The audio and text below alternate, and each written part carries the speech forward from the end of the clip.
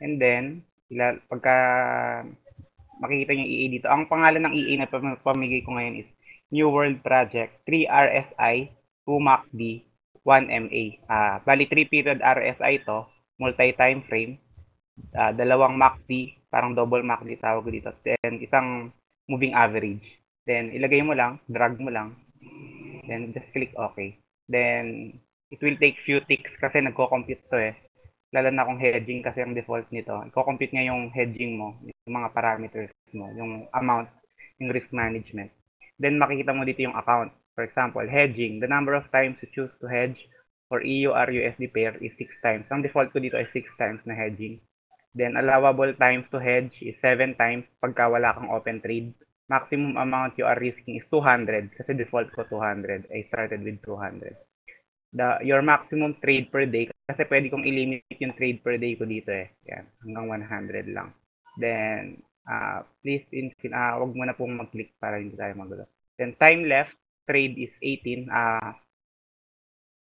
Ginagawa ko to minsan para mag-compute muna or to think, or minsan to hold your trade. Kung mamaya discuss ko paano ma-hold yung trade mo on a certain amount of time. Then, yung account balance mo, yung account status mo lang, account balance, yung EUR-USD profit. Dalawa yung profit dito ha. Yung trade mo para sa EUR-USD pair, saka yung total trade mo overall. For example, 21.25 or ayan, around 21.30. Sa EUR-USD, 0 kasi walang open trade.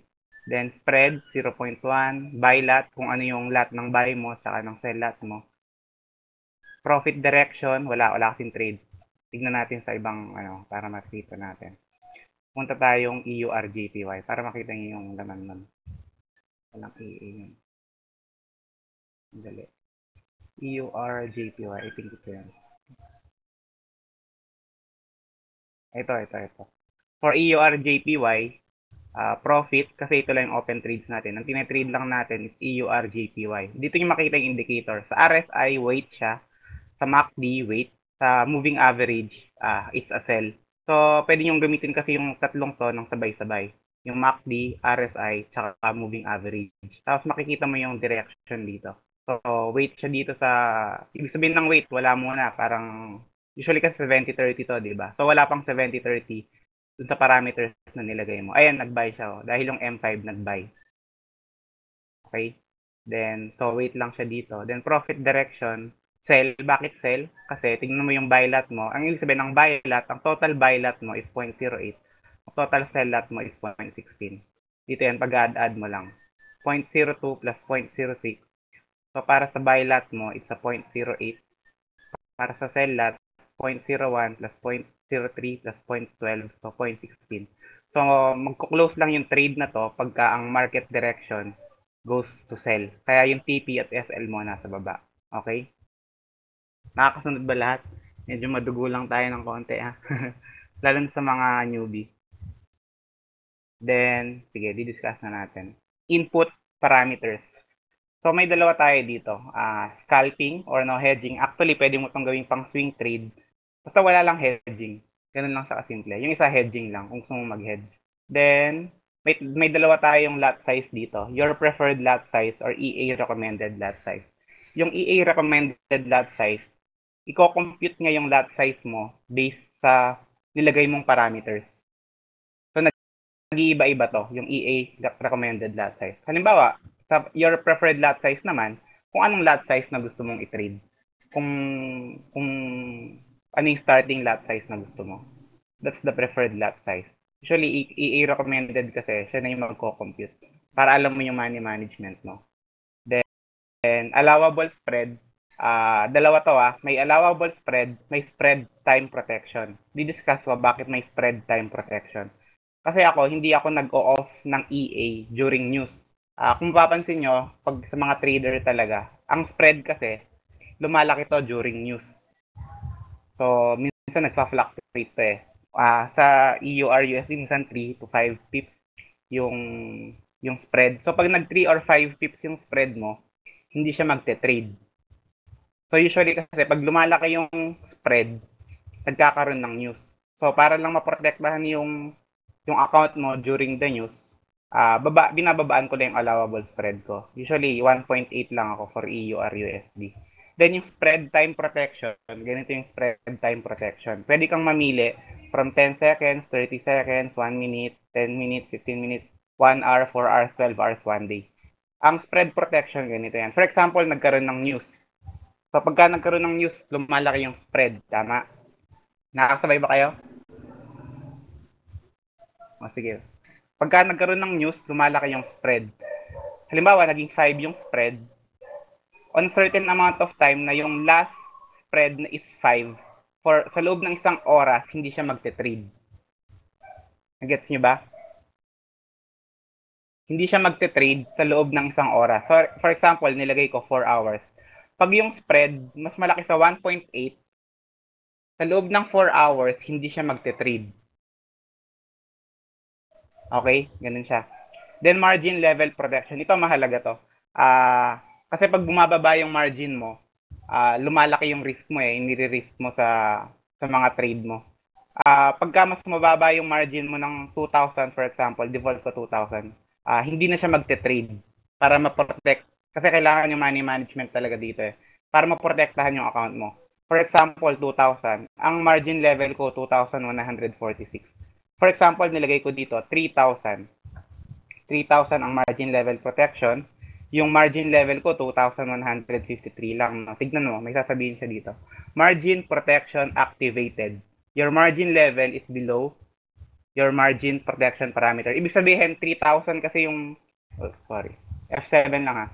Ibig sabihin kasi, yung margin level protection ko, ibig sabihin, pag mas mababa sa 3,000 yung margin ko, hindi siya magte-trade. Ayan, medyo nagkakaroon ata ng news. Tingnan natin. Ayan, pati yung spread protection ko tumaas Spread protection activated. Pumalo niyan yung spread ng mahigit 1.8. Kaya nag-activate din yung spread protection. Then may certain amount of time yan. In seconds to. So 14,378 or ilang oras yon? Around 4 hours hindi siya magte-trade hanggang mag-stabilize yung market. Hindi nyo ba nakikita? Tanggalin ko yung candle ha. Dali.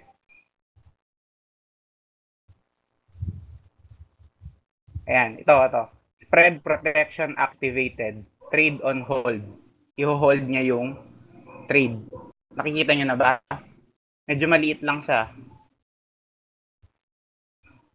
Wala pa rin? Sino makakakita ng mga comment dito sa... Nakikita nyo ba? Meron. Baka hindi pa naglo-load sa ano nyo, sa PC nyo.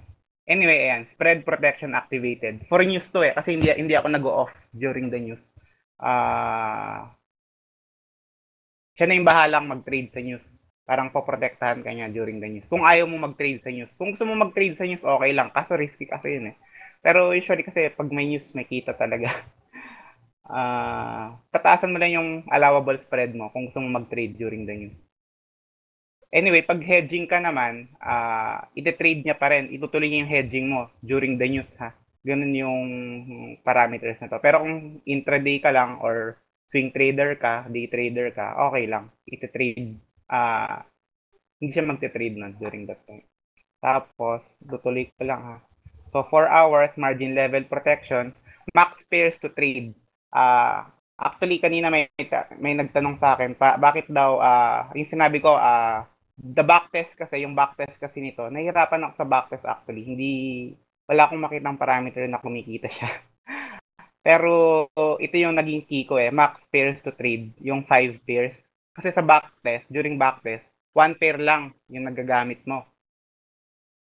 1 pair lang yung na-check mo. Pero yung dito kasi, during forward testing, more than 1 pair yung iti-trade mo.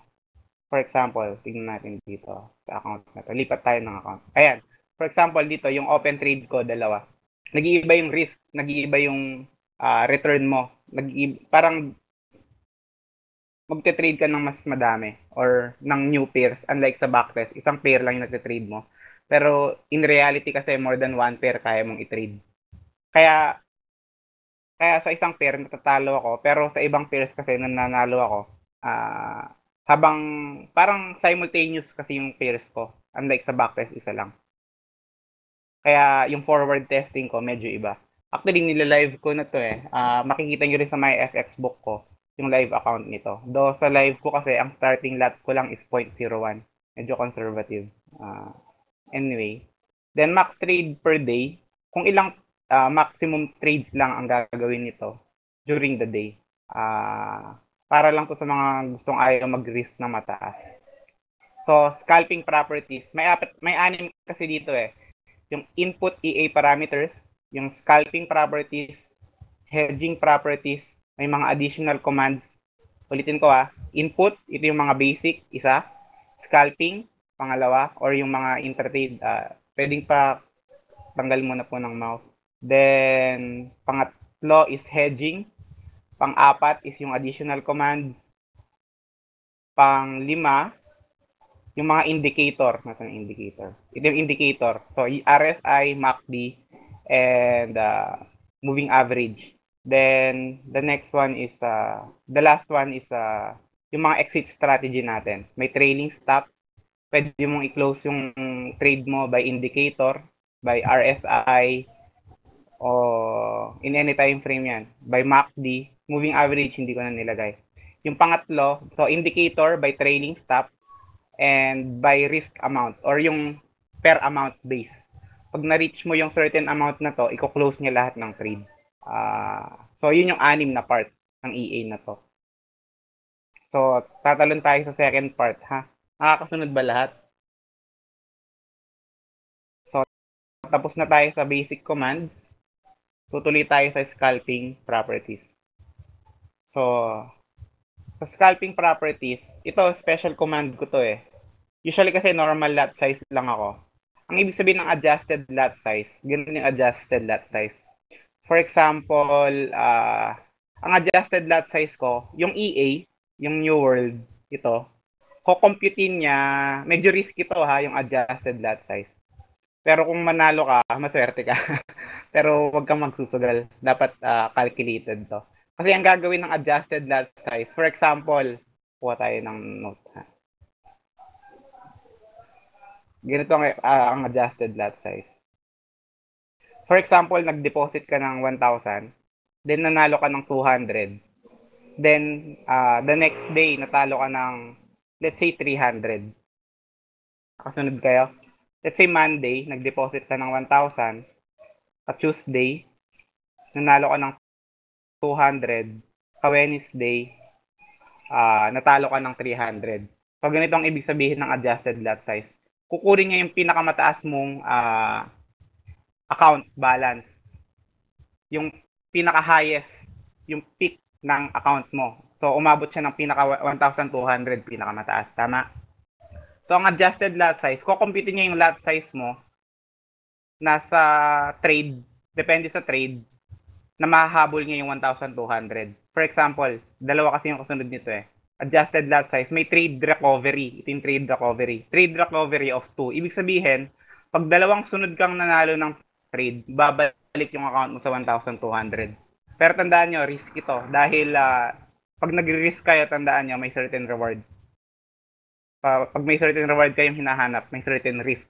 So for example, 1,200, magkano ang account balance mo ngayon? 1,000 plus 200 minus 300, tama? So yung account balance mo, yung pera mo ngayon for today, 900 lang. Pero yung pinakamataas, highest account balance mo or account equity mo is nasa 1,200. Pero yung balance mo ngayon, 900 lang. So, sa trade recovery, ibig sabihin, sa manalo ka lang ng dalawang sunod na trade, ibabalik niya yung account mo sa 1,200. So, tandaan nyo, risky to. Usually kasi, small lot lang ako dito kaya hindi ganong kahirap habulin ng adjusted lot size. Kukumputin niya yung trade mo based sa parameters. Dito, nagagamit lang to sa scalping properties. Pero usually, normal lot size lang ako. So, pwedeng edit to, kung gusto niyo isang trade lang, balik kayo 1,200. Pero tandaan niyo, risky yun, ha? Pwedeng tatlo, pwedeng dalawa. Actually, dalawa o isa lang para hindi ganong mahirap habulin. Then, sunod tayo. Nakuha niyo ba yung adjusted? Yung adjusted lot size? Pag normal lot sizing, yung talagang nag-trade ka lang normally. Then, max orders, no hedging. Max orders lang on certain pair. For example, sa EUR-USD, let's say sa EUR-USD, ang max orders mo na pwedeng gawin ng EA is, for example, dito, one order. So, one time, isang beses lang siya mag-order. Kung may open ka ng trade na, kung may one open trade ka na sa EUR-USD, hindi na siya magte-trade. Kung gusto mo medyo madami sa EUR-USD, okay lang. So, for example, 5 orders gusto mong gawin sa EUR-USD. Bali, pag may isa na siya, hanggang 5 yung maximum trades na pwede niyang gawin for EUR-USD trade. Ito, trade direction. Medyo kasi, ang ginawa ko sa pang universal talaga, parang halos lahat gusto ko magamit yung kahit kung ano-anong technique. One direction trading. Ang ibig sabihin ng one direction trading. So for example sa EUR-USD, may max orders ka of 5 orders, tama? So hanggang 5 yung maximum orders mo. Yung one trade direction, for example, yung first trade mo is a buy. Tanggalin natin to. First order mo is a buy. Then sa one direction, yung second trade mo, third trade mo, fourth trade mo hanggang fifth trade, puro buy lang yan. One direction. Okay. So, two direction, for example, nag-buy ka sa una, pwede nang mag-sell. Dito kahit nagsisell na yung direction ng market, hindi siya magsisell. Pero sa two direction, pag nag-sell yung market, isa-sell na niya. So, pwede siyang mixture. Then, scalping risk, ibig sabihin na lang scalping risk, percent of risk. For, kung ano, meron kang $500, 1,000 na lang para hindi mahirap. May account balance kang $1,000, ang iti-trade niya, for example, 3%. 3% ng 1,000, ang nire-risk mo for every trade is $30. Nakuha nyo? Ganun sa kasimple. So $30. So, TP pips, no hedging. Ito. Pag nag-trade ka, ito yung target niyang pips. So, for example, nagkaroon ka ng buy order bigla. Yung TP niya, isa-set niya ng 5 pips. Na-edit mo lang siya. SL calculate, pwede mong i-calculate yung SL mo by amount or by pips. For example, by amount. By amount, bali 3% ng 1,256. Go-compute niya pagka umabot ng magkano ba yun? Around 37.50, no? 37.50, tama? Around $37.50. Pag umabot ng $37.50, yung nire-risk mo, doon niya ilalagay yung SL mo. Siya na yung magko-compute kung ilang pips yung SL mo na yun. Depende sa lot size mo. Basta siya yung magko-compute sa SL. Paano niya tatargetin yan. Basta hanggang 37.50 lang yung pwede mong i-risk for this trade. Then, SL pips, no hedge. So, dalawa kasi yan, di ba? Pwede mong i-SL by pips, i-SL by amount. Kung by pips, 100 SL yung 100 pips SL yung SL mo. Ito time difference after trade. Ganito lang yan. Kaakibat niyan yung yung ito max orders, no hedging. So for example, 'di ba, sa EUR-USD, meron tayong 5 orders.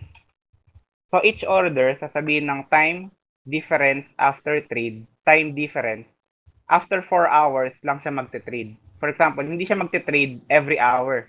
Yung interval ng each trade, 4 hours. Pwede mo tong i-edit.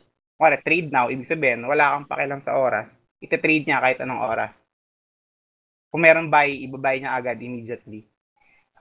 10 seconds yung interval, 30 seconds yung interval, hanggang 1 day yung interval. Okay lang. Mamimili ka lang, idadrag mo lang naman yan. Then, pips difference each trade. Ganito lang yan. Halimbawa, lagyan natin dito. Ang pips difference, halimbawa, nag-trade ka dito. Nag-buy ka at level na 78.965 price. Tama? Ay, sandali. Wala. Gawa na lang tayo ulit. Nag-trade ka around, open tayo ng new chart para hindi ka nang magulo. Saan ba tayo walang trade? EUR-USD. Sige, GBP-USD na lang.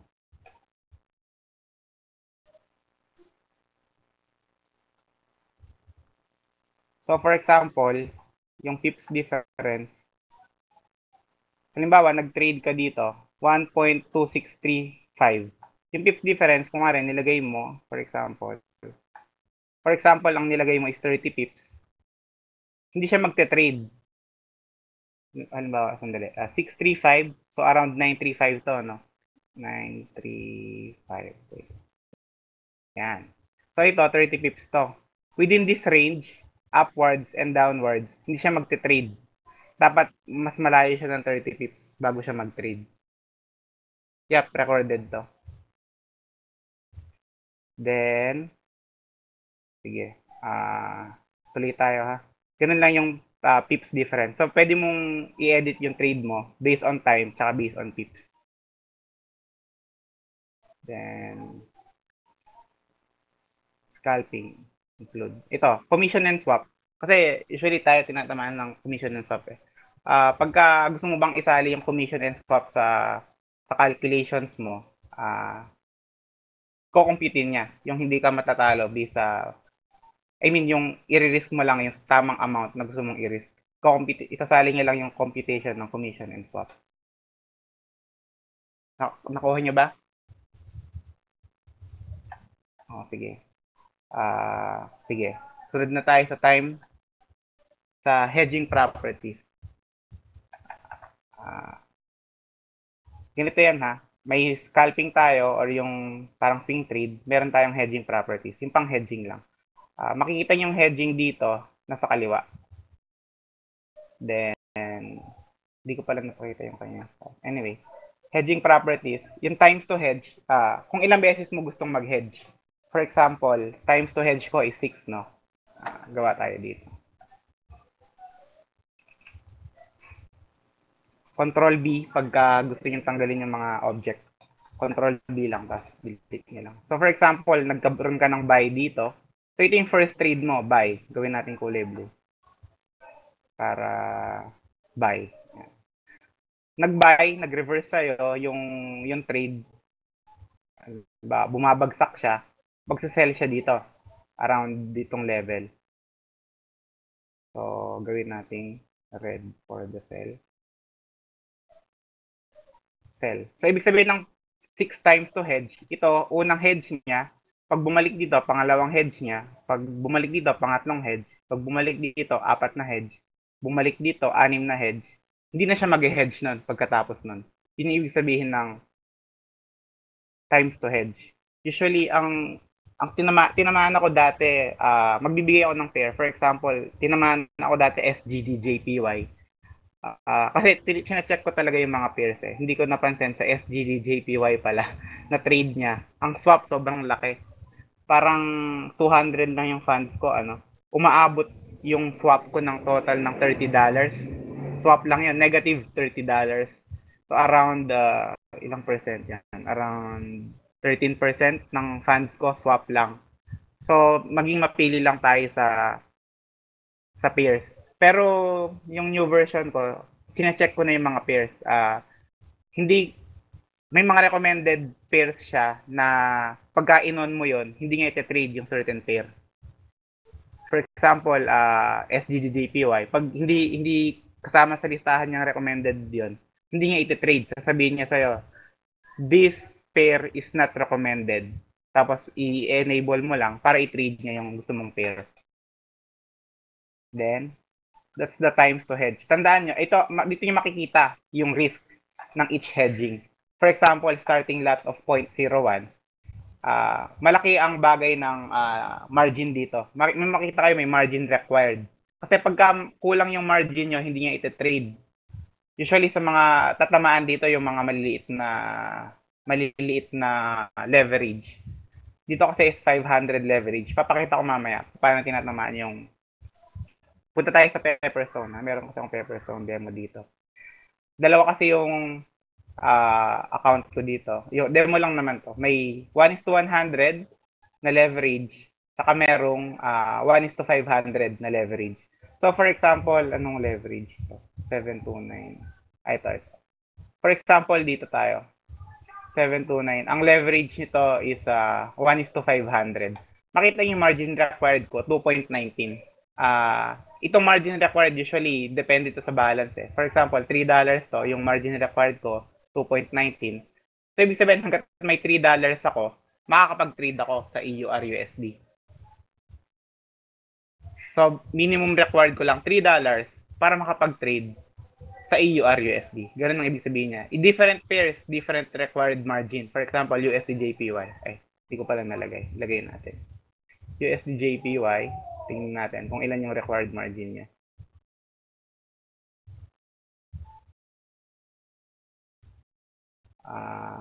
Pati EURGBP. May nagtatanong kayo na EURGBP. Iba kasi ang margin nila required per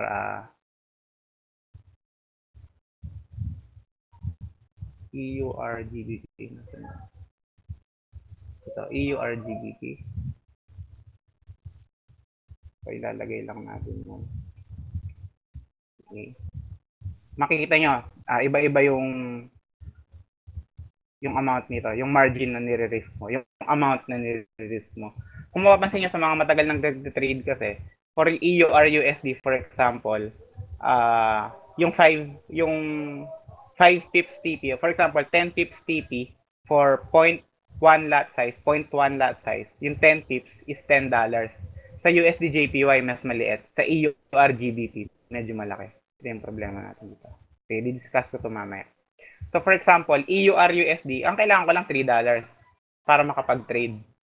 Sa USD JPY, ang kailangan ko $2.86 para makapag-trade. Sa EURGBP, ito may mali kasi sa parameters eh. Halimbawa, may umabot kayo dito. Sa hedging ito Hedging kasi yung default ko. Sasabihin niya, the parameters and the risk you put is not possible. The minimum required amount to trade with lot size of 0.01 and 6 times of hedging is 233.49. So, ang nire-risk ko kasi dito, tingnan natin ano ba yung amount na nire-risk ko. Sabi niya 233.49 daw yung kailangan kong amount. Kasi ang nire-risk ko, ang default kasi nito, sabi ko 200. Ang nire-risk ko 200, pero gusto ko mag-hedge ng 6 na beses. Gusto ko yung lot size ko 0.01, 6 na beses ako mag-hedge. Imposible daw, sabi ng EA, ng expert advisor. Hindi kanya papag-trade pag imposible yung ginagawa mong trade. Sasabihin niya, ayan nga, i-deny niya yung trade pagka yung naglalagay ka ng amount na mali yung money management. Tatanggalin niya, i-deny niya. So, ang kailangan mong gawin, 233.49, no? Gawin natin 235 kung i-approve niya yung trade. Hintayin lang natin. Ayan, enough. Ito kasi, makikita mo, sa 6th hedge daw, pag nag-hedge ka ng 6 na beses sa EURGBP, 233.50 yung kailangan mong amount. So, since inedit natin yung nire-risk natin, yung sa nagtatanong kanina ng EURGBP, dun pala niya iti-trade yung EURGBP. Tapos ang kailangan mong margin, 186. Kung makikita nyo, sa leverage kasi dito, was 1:500, no? Ang risk, 3.65. Ang margin required, 2.19. Punta tayo sa 1:100 na leverage. Kung ano yung epekto ng leverage na mataas saka leverage na mababa. Hintayin lang natin. 2.19, tandaan nyo sa EURGBP. Yung margin required. Ayan, tumaas. Kanina 2.19 lang, ngayon 10.95. Kasi yung leverage nito, 1:100. Yung isa, 1:500. So, dito, kahit may $3.65 ka, hindi ka makakapag-trade kasi ang kailangan mong amount, 10.95. So, kung $3 na lang yung amount mo, hindi ka na makakapag-trade. Kailangan mong margin, 10.95. Or yung amount in balance mo na to. Usually, ganun lang naman yun eh. So, kung hindi ka umabot ng margin level na 10.95, hindi nga iti-trade. Makikita nyo naman eh. Yung 1:500, 2.19, di ba? Sabihin natin dito. Yung 1:500 leverage, ang kailangan niyang minimum margin level is sa 0.01 is 2.19. 2.19. Sa leverage na 1:100, ang requirement niya para makapag-trade ka is 10.95. Ganun lang, times, multiply mo lang ng 5. Kasi 500 to, 100 yon. Times mo ng 5 to, 10.95. Yun yung kailangan mong amount or margin level para makapag-trade dito. Pagkatapos, pagka kulang yung amount, hindi niya ite-trade. Pag kulang yung margin level mo or kulang yung risk mo, hindi niya ite-trade. Magde-deny siya ng trade. Dahil imposible daw yung parameters na nilalagay mo. Then, tuloy tayo ha. Ito, medyo madugo tong isang to. Actually, pwede mong, ang numbers of hedging kasi kahit ilan yan eh. Hanggang times 40. Usually times 20 hindi ka naaabot. Maubos na yung funds mo sa times 20 na mag-hedge. Habang lumalaki kasi yung hedging, tandaan natin, mapapansin nyo sa mga makakuha ng EA. Tutuloy ko kasi kayo, unti-unti kasi bibigyan ko kayo ng short seminars, short talks about sa mga question nyo about EA para mas maintindihan natin. Habang lumalaki yung EA, lumalaki yung risk. Ay habang lumalaki yung hedging mo, yung number of hedging mo, lumalaki yung risk. Parang surefire. Kaso ang iba kasing technique ko dito eh. Usually ang balak ko dito, 6 times to hedge lang. Pag natalo, hayaan mo na. Kasi lumalaki yung risk mo eh. Mababawi mo naman. Kasi marami ka namang peras na tinitrade. Mahahabol naman yun. Though medyo malaki yung amount. Anyway, sa mga makakawa ng EA, dun ko di-discuss sa kanila. Then, risk level. May 4 na level of risk dito. 1, 2, 3, and 4. Di-discuss ko yung 1, 2, 3, and 4. Medyo madugo nga lang to ha. 1, 2, 3, 4. Mas maganda hedging. Sige. O kaya balikan natin para may kasabay na iba. Pabalikan ko na lang. Mas maganda para kasi may iba pang images dito nakasama yun.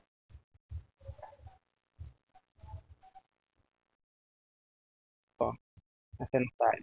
So, risk amount will hedge kung magkano yung gusto mong i-risk for the trade, yung maximum amount. So, dito hanggang 235 lang. TP pips with hedge. Ito yung ka-trade mo, magkano yung i-risk niya. For example, gawin natin dito TP pips with hedge, tapos pips to hedge, pips to break even. Ito medyo madugo to, pero pag-discuss ko. For example, i-on natin. Yan. For example, gusto kong mag-trade ng EUR GBP buy. Yan. Naka-hedging po tayo. Makita nyo, hedging, sabi niya. Siya na yung magsiset ng TP mo, saka ng SL mo, saka ng hedging mo. Ayan. I-pips niya, 5 pips, ayan. Tapos dito yung SL mo. Ay, dito yung hedging mo. Discuss natin paano naging ganyan. So, hedging properties. TP pips with hedge, 5 pips. So, ito, 5 pips siya. Yung una mong trade, 5 pips yung target niya. Okay? Tapos, pangalawa, yung susunod, sasabihin niya, nasa na yan?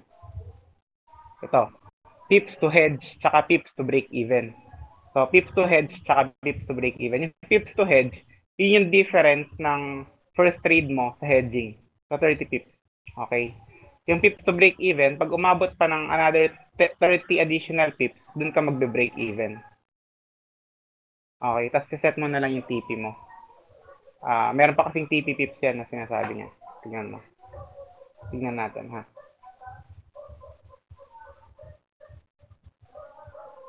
Ayan, meron pa tayong close when profit. Yung target pips mo. Halimbawa, target pips mo, 10. So, meron kang 30 para sa pips to hedge. Meron kang 30 para mag-break even. So, 60 na yon. Sa 70 pips, dun ka magpo-profit. Ganun siya. Pwede mong i-edit yan. Pwedeng 30, 40, 10. Tsaka ito, ginawa ko to. Usually kasi may human error tayo minsan eh. Yung, kumari, nadulas lang na ganyan. Huwag kayong mag-alala doon. Okay lang yan. Aayusin naman ng EA yan. Diba? Tingnan natin. Ayan. Karoon ka ng SL doon. Ayan. Naayos naman niya. Ay, hanggang 25 participants lang. Nakalimit pala tayo. Hindi na makasali yung iba. Sandali ha. Titignan natin. Hindi na daw makasali yung iba. Sandali. Titignan natin ha. May mga hindi daw makasali.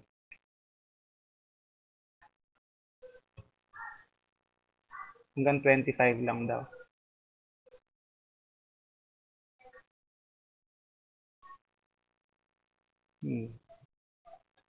26 kasi ako eh, pang 26. Paano kayang gagawin natin? Sandali ha, titignan natin. Anyway, sayang naman sa mga di nakapunta. And parang unfair. Anyway, pag-isipan natin pa paano yung gagawin doon. Then, tuloy natin ha. So, hedging properties. Pwedeng pips to hedge, may pips to break even. Ito, di-discuss ko paano yung sa may picture para hindi tayo ganong mahirapan.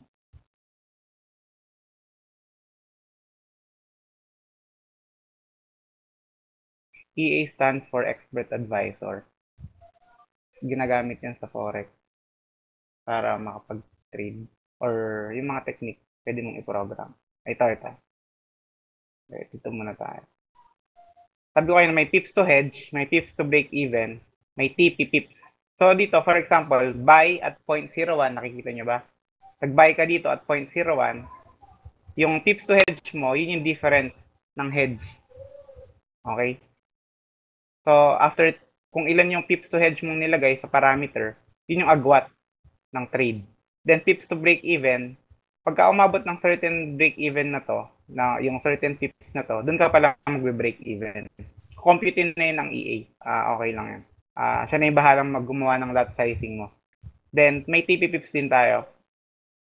After, for example, this is 30, this is 30. After additional 10 pips, TP ka. Pag pababa. Pag paakyat, dito ka magti-TP. Okay? Ito yung pips to break even, pips to hedge. Tandaan niyo, pips to hedge, yung difference ng trade, ng buy at saka sell. Then, ito. For example, profit direction. Di-discuss ko ngayon, sinasabi ko kanina, pakita natin ha. Kasi may apat tayong klase ng risk level ha. Risk level 1, level 2, level 3, level 4. So, for example, wala tayo. May level 1, level 2, level 3, level 4. Ang ibig sabihin ng level 1, yung SL mo, halimbawa, nag-hedge ka isang beses lang, no? Isang beses ka lang nag-hedge. Gusto mo isang beses lang na-hedge. Nag-buy ka dito, nag-sell ka dito, yung SL mo, pag umabot dito yung price, dun ka palang matatalo. Dun pa lang niya i-close yung trade. Pag going against you, yung market. Ako nyo, pag umabot dito yung price, sa SL level mo, pag naubos na yung pips to hedge mo, for example naman, additional, let's say, gusto mong mag-hedge tatlong beses ha. Nag-buy ka dito, nag-sell ka dito, isang hedge. Nag-buy ka dito, pangalawang hedge.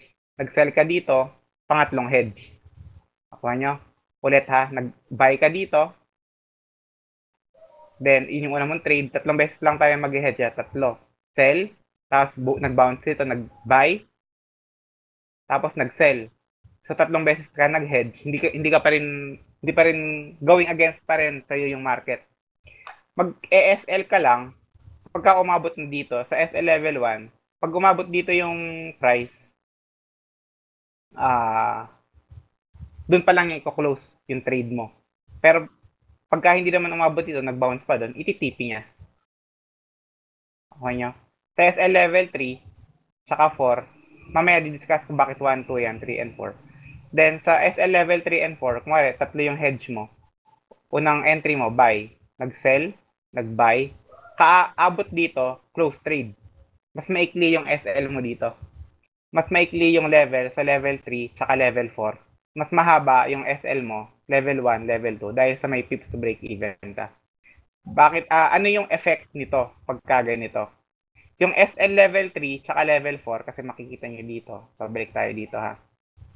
Ang pinipili ko, SL level 4. Tingnan natin, ano ba yung pinagkaiba ng level 4, level 1, level 2, in terms of hedging? Ay, in terms of lot size. For example, SL level 4 ko dito, no? Teka lang, gawin lang natin tong, para medyo makita nyo yung difference ng lot size. Times 3 hedge, SL ko, level 4. Tingnan natin kung ano yung lot size nyo dito. I-compute nyo yung lot size mo. Hintayin lang natin. Ay. 1:100 ba to? Sandali, check lang natin. Scalping, hedging. Alam ko. Kasi naka-preferred lot size pala tayo. Kaya 0.01. Para compute niyo yung lot size na gusto mong gamitin, piliin mo yung EA recommended. Ibig sabihin nun, EA recommended, kukompute niya yung lot size mo na gusto mong mag-risk ng 200, yung SL mo, level 4, times to hedge mo, 3 times. Kukompute niya yung lot size mo.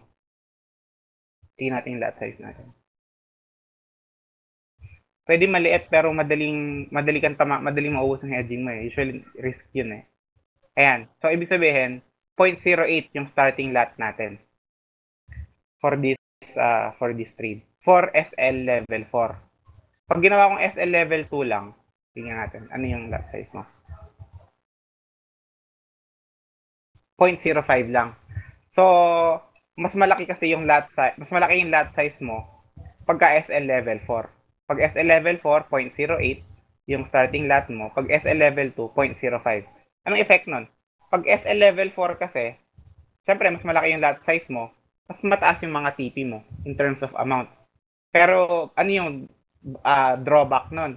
Kasi lahat ng, tandaan natin, lahat ng risk na gusto mong i-trade, pag gusto mong mas malaki yung reward, yung risk mo, lumalaki din. Ganun parati yan. Kung gusto mong mag-target ng mas malaking pera, mas malaking risk din dapat ang handa kang mawala. Gusto mong mag-risk, gusto mong, bali ang ibig sabihin nun, ang SL level 4 mo hanggang dito lang. Ang ibig sabihin yung buffer mo para sa SL mo hanggang dito lang. So pag nag-bounce, dito sa buy, nag-bounce dito, nag-bounce doon, tumama dito, lose ka na, magkakaroon ka na ng loss. For example naman, pag SL level 1, mas maliit yung lot size mo. Mas maliit yung lot size mo dito, di ba? Kasi yung buffer mo para sa SL, may pagitan ka pang ito, yung tips to break even na to. Itong pagitan na to, sa'yo pa to. Hindi pa yan yung i-close yung trade. Yun yung advantage and disadvantage ito. So pag mas mataas yung SL level 4, mas mataas yung ETTP mo in terms of amount. Kasi mas mataas yung lot size mo. Pag SL level 1 and level 2, maliit lang yung lot size mo. Kung nahirapan kayo sa mga makakakuha ng EA, i-discuss ko pa to para mas maintindihan nyo. Papagamit ko muna sa inyo yung EA para magkaroon lang kayo ng pakiramdam pa paano gamitin. Kaya nga, ide-demo nyo muna eh. After nun, magsusulputan pa yung mga tanong nyo. After nitong hedging, mamili tayo, pili ako ng, kaso, unfair, hindi yata nakakarating ang iba, Ngayon, 23 lang naman tayo eh. Okay, pipili ako ng 3 muna ha. After ko ma-discuss yung hedging. Okay lang. Tapos yung last, yung another 2. Hindi, 2 muna. Tapos yung another 2 pag natapos. Yung another 3 pag natapos na yung webinar. Doon ko pipiliin. Then, target profit. Ito, pwede mong i-close kasi yung trade. Hard TP-SL in terms of TP. Halimbawa, papakita natin yung hard TP at hard SL. For example, dito, sa trade na to. EURJPY, no? Gusto ko kasi ang SL ko in terms of pips. Ayan, in terms of pips. Kaya yung nakikita ko yung SL at TP ko dito. Ayan yung SL TP ko. Kasi gusto ko in terms of pips. And gusto ko naman halimbawa in terms of amount. Gusto ko pagka naka $3 na, i-close na niya. So mawawala niyan to. Ayan, mawawala yan. Magbe-base ka lang dito sa EURJPY profit. Pag nag $3 to, positive, hindi mo nakita yung TPSL, i-close naman niya automatic. Ganun lang siya. Okay? Ilan accounts pwede yan per name? Anong per name? Hindi ko ata-get. Per tao na mapipili. Siguro demo. Pag-uusapan na lang natin sa mga mapipili ko. Sa chat nyo ako mamaya kung ilang demo. Siguro 1-2 muna para matry nyo. Then, meron tayong target tips accuracy. Kung gaano kabilis magbago yung TP mo at SL. Based sa spread. Halimbawa kasi close by pips, no? Gumagalaw-galaw kasi ito pagka gumagalaw din yung spread. Ayan, gumagalaw, nakikita niya. Kasi pag nag-iiba yung spread mo, nag-iiba rin yung TP tsaka SL mo. Tsaka may parameters to, ganito ko to pinrogram eh. Halimbawa, nadulas yung kamay nyo, ine-edit naman niya mag-isa. Diba, gumalaw yung TP mo tsaka SL mo doon. Ayan. Tinatama niya mag-isa yan. Ayan, tinatama niya mag-isa yan. Okay lang yan. Kung na-close mo to, yung buy stop order mo, babalik naman niya. Okay lang yan. Babalik niya yan. Hintayin lang natin. Pag gumalaw yung price. Kasi gagalaw lang to pagka gumalaw yung price. Hintayin lang. Tagal na. Balikan na lang natin. Siguro yung fix pa. Hindi niya binalik. Ayan, binalik na niya. EURJPY, 0.24. Tapos, balik tayo dito. So, ganun yung hedging. Pwede mong i-edit yan. Kung ayaw mo ng 30 pips, gusto mo after yung hedging mo, after 50 pips, break even mo.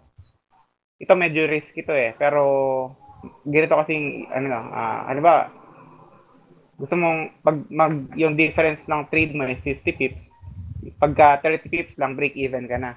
Or gusto mo 30 pips to, gusto mo ka 10 pips, break even ka na. Pwede rin yun, kaso risk ito. Tingnan nyo kung gaano ka risky. Computin naman ngayon eh. Ang ibig sabihin nito, ang ibig sabihin ng 50 na pips to hedge, not possible, pulang maliit kasi yung ano ko. Maliit yung amount. Ay, maliit yung leverage. Anyway.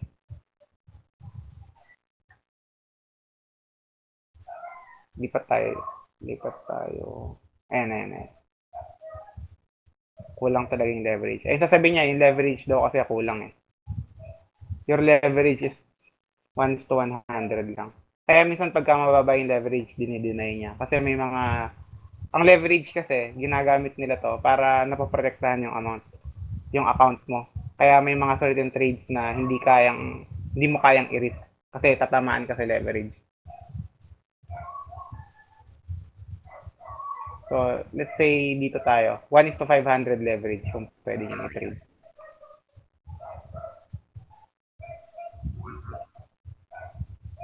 Kaya affected ka sa leverage dito eh. Ayan, tignan mo. 0.02 dito. Discuss natin ha. Ito, pips to hedge mo, 30. 10 pips lang daw, break even ka na. Mabilis lang yun. Kasi parang mas maikli eh. Halimbawa, ganito yan ha. Dito ka, nag-enter ka dito. Let's say nag-enter ka dito. Tapos, after 30 pips, let's say this is 30 pips. Tapos, after 10 pips, let's say dito yung 10 pips. Pag umabot dito yung price, halimbawa, nag-buy ka, going against sa'yo, bumagsak na ganyan. Siyempre, negative. Pagka umabot dito, 10 pips lang, break even ka na. Ganun siya kabilis. Pero yung lot sizing mo, tingin mo, sobrang lalaki. 0.02, 0.08, 0.03 agad. Pero yung normal lot sizing, tingnan mo, 0.01, 2, 3, 6, 12. Dito pa lang yung 12 or 6. Nakailang hedge ka na. Kaya minsan, pagka nag-greedy ka, gusto mong mag-TP ka agad, yung risk mo, tumataas din. Parating ganyan yan. Hand in hand yan. Kung gusto mong kumita ng malaki, prepare to lose big also. Possible ba na umabot sa 6? Possible umabot ng 6. Nag-post ako ng ganito yan. Nag-post ako ng hedging sa group.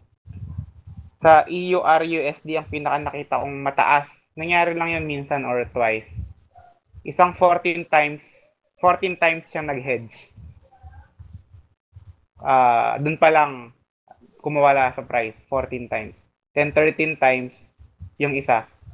Kaso yung palugit ng 50 years. In 50 years, yun yung maximum number times of hedge mo. Kaya minsan, okay lang matalo kasi babawiin din niya yan. Ano currency uli? May currency ako, tinamaan ako dati naman sa SGD-JPY, sabi ko na. Yung SGD-JPY, tinamaan ako dati doon. Dahil yung swap, ang bigat ng swap, ilang araw lang siya naka-open. Starting lot ko, 0.01. Pero yung lot size ko, ay yung swap ko umabot ng $30. Yung funds is $200, which is 13%, around 13% na yun ng amount ng account balance. Malaki yun, 13% sa swap mo lang binabayaran. Ang laki ng hahabulin natin doon. 3 araw lang yan, alam ko. 3 or 4 days lang. Pero ang lalaki ng swap sa SGD. Kasi pwede mo tong i-trade any pair eh. Chinek ko lang kung anong mga pair pwede kong i-trade. Tinamaan ako sa swap. Hindi ko na nahabol. Hindi na nabawi eh dahil naubos sa hedging. Ganito kasi ang disadvantage niyan. Ang makikita niyo sa my FX book ko, nag-start lang ako $200. $200. 6 times to hedge lang 'yon. Pagka tinamaan ka dun sa 6 times to hedge, maubos yung $200 mo. Masyadong risky 'yon. Kaya minsan tamaan ka lang ng isang 6 times na hedge na hindi bumalik. Ubos yung pondo mo. Kaya ang ginagawa ko, ang recommended ko, at least 500 to 1,000. Pero kung maswerte ka, halimbawa, kasi ito demo lang to eh. Halimbawa, maswerte ka, ito nag-start lang to. Tingnan natin kailan to nag-start ha. Demo account lang to. Hindi siya 6 times to hedge lang to. Ito yung default na ibibigay ko sa mga makukuha. Makukuha ko ngayon. September 10, no? Ay, October 10. October 31 ngayon. 21 days.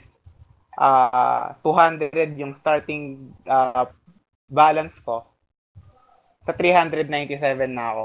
Halos 100%. 97.5% na to.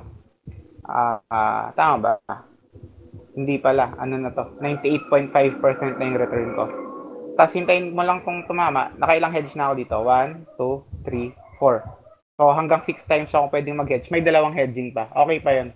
Usually tumatama talaga ng 4 na hedge yan eh. Okay lang yun. I think ideal yung Cent. Naka-program din to sa micro account. Kasi mas maraming beses ka mag-hedge eh. Pero tandaan nyo, ganito kasi yan. Pag hedging, unlike scalping, intraday o ano. Pag hedging kasi, yung account mo, yung most of your account, nagagamit mo sa hedging eh. Kaya yung mga lot size mo maliliit lang. Mas maliit din yung mga kita mo. Percents ka lang talaga, unlike sa scalping or intraday o ano pa man yan, swing trader ka. Siyempre, mas malalaki yung TP mo, basta maganda lang yung setup mo. Ganito. Ganito yung napansin ko ha. Sa demo account, saktong-sakto yung mga buy and sell ko. Ayan no. Tingnan mo. Parehong-pareho yung price. 1.115, ay hindi. Nasaan na? 115.302. Ayan, 115.302, 115.302. Parehong-pareho yung pips ko, no? Ng entrada ko sa buy. Tingnan mo yung sell. Puro 002 lahat. Pareho din yung entrada ko sa sell. Pagka nilive nyo to, sa mga makakuha, didiscuss ko, may tinatawag na slippage. Kung makikita nyo sa mga matagal na nagtitrade, may slippage na tinatawag. Bakit? Paano ganito yan? Nakakita na kayo ng TP? Yung nag-TP kayo pero hindi siya kulay green, pero kinlose yung trade. Sino nakakita nun? Wala, TP ka, nakalagay, halimbawa 10 pips target mo, nag-close siya pero 9.9 pips lang yung tinamaan sa'yo. Slippage ang tawag doon sa mga live account yon, lalo na especially live account, maraming ganun. Tapos hindi siya kulay green, pero dapat, tapos nag-close siya. Magtataka kayo bakit ganun, may slippage yon. Basta tumama ka ng 10 pips, tumama na yung price mo ng 10 pips, kaso medyo volatile kasi ang forex, nag-close lang siya sa 9.9. Yun yung tinatawag na slippage. Kaya may mga entrada din tayo na may slippage na konti. Pero maliit lang yung slippage. Pero minsan pagka sobrang volatile ng market, sobrang laki din ng slippage mo. Pero hindi pa ako ganun tinatamaan ng sobrang laking slippage eh. During the news. Kasi halimbawa, GBP, JPY, nag-crash yung GBP, JPY.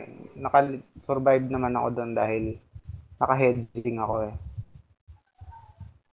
Do demo account lang yon sa live, hindi ko masabi. Kinuha yata ng broker. Wala akong makitang TP dito na hindi kulay green. Anyway, ganun yun. May slippage na tinatawag. Kung wala gusto mong pumasok sa price na 114.n, 940, no? Minsan hindi ka sa 940 makakapasok. Sa 938. Ganyan talaga yung forex. Sa slippage. Then, tuloy na natin ha. Sandali. Dito tayo. Ito, halimbawa, last bago ako magbigay ng dalawa muna, mamimili akong dalawa. USD JPY, halimbawa, nag-buy ka dito, no? Hedging tayo, hedging. Pwede mo kasi itong laro-laroin habang hindi pa nag-hedge. Okay, tanggalin lang natin to.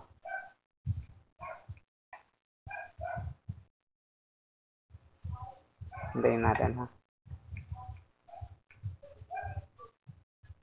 Ay, hindi pa nakasmile. Dapat nakasmile to parate, ha? Ayan, nag-hedge na siya. Ayan, may TP doon, may SL dito. Pwede nyo laro-laroin to. Halimbawa, gusto mo na palang mag-scalping lang. Tapos, ang gusto mong TP sa scalp, hindi. Pwede kasi dalawa, scalping o mga day trade, pwede yan.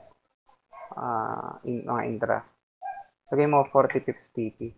Automatic na niyang set yan. Ayan. Ini-TP niya doon. ASL niya dito. Tapos gusto mong bumalik sa hedging. Tatama naman niya. Okay lang. Pwede mong paglaro-laruan. Pareho ba spread at swap ng... basta pareho yung amount. Yung account type. Kasi may standard account. Tsaka may standard account. Tsaka sa ICM kasi ako may true ECN account. Pagka standard tsaka true ECN, magkaiba yung spread nun. Mas malaki yung standard. Then, ano ba? Titingnan natin kung may hindi ako na discuss. Medium. Ito, may target accuracy pips. Kung gaano lang kabilis magtitipi yung... Kung gaano ka lang kabilis magtitipi. Pag high, usually pag high, naglalag Dahil lalo na pag sobrang bilis ng market. Kada kapalit ng spread, papalitan niya kaagad yung TP mo. Ganun lang.